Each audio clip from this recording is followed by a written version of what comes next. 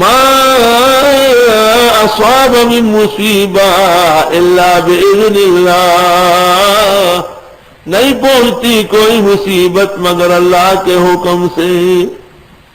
ومن یؤمن باللہ، اور جو ایمان لائے اللہ پر، یہدی قلبہ، وہ ٹھیک کر دے گا اس کے دل کو، یعنی مصیبت زدہ کے دل کو تسلی دے دے گا۔ یہدی قلبہ یرحم قلبہ۔ واللہ بکل شیء علیم۔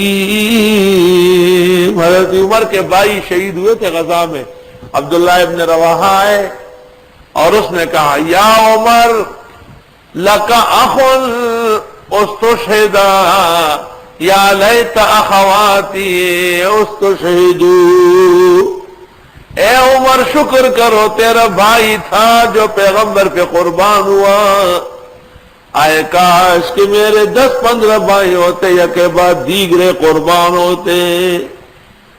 تو عمر کہا کرتے تھے عزانی، ایسی تسلی، ما عزانی احد مثلہ، ایسی تسلی کسی نے نہیں دی۔ دیکھو اسد الغابہ